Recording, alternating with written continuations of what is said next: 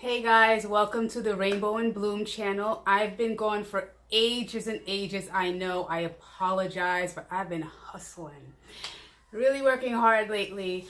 And so I just haven't had the chance to really sit down and do a video. But I wanted to do a video today on something that I have been hearing a bit about lately. And that is ride sharing when you have a disability and being refused rides because of your disability. So I just wanted to talk to you about that and make you aware of a couple of things. First and foremost, I was a Lyft and Uber driver for a few years. When I was still pretty sick and everything, I started doing Uber back in 2014. I started here in Philly. When they first started out doing the Uber X, yeah. And so I have a lot of experience with it, and a lot of things changed over the years. But one thing that changed last year is both Uber and Lyft. I started driving for Lyft in 2015, and both of them had to add I guess a clause or something in the agreement. Everyone who uses the apps to work had to agree to the following to be able to continue. And that is that they will not refuse rides to people with disabilities, including people with service dogs. So literally, they are disallowed from refusing rides to people with disabilities. If people have dogs, they have to take it. It's part of the, Americans with Disabilities Act, so it's a legal issue also. So they legally cannot do that. They cannot discriminate. It's like not picking up someone because they're black. It's the same. It's discrimination.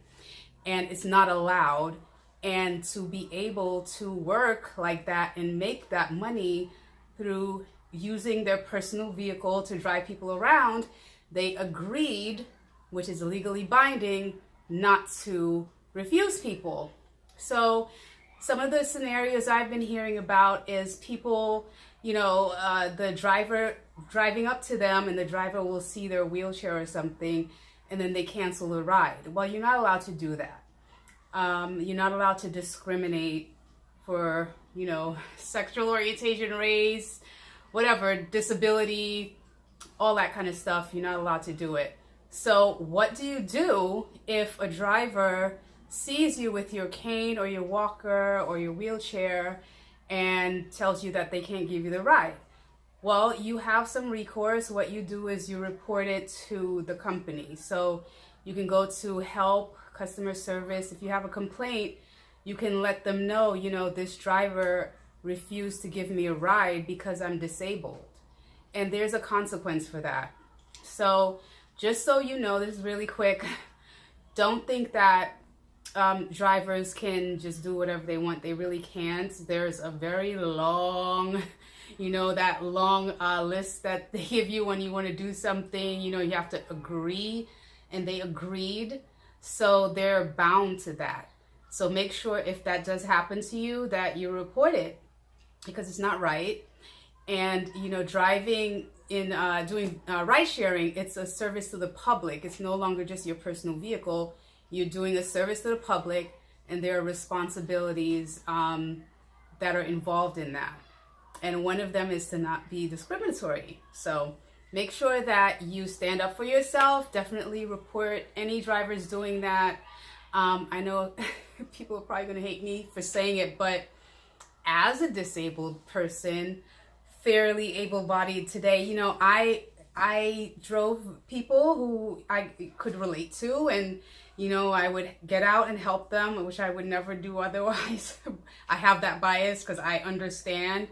So I would, help them, and just be patient. You just have to be patient. Some people don't want to be patient, and there's worse things than having, a mobility device in your car, like people eating in your car, dropping beer and stuff, all kinds of stuff, peeing in your car, all kinds of stuff can happen.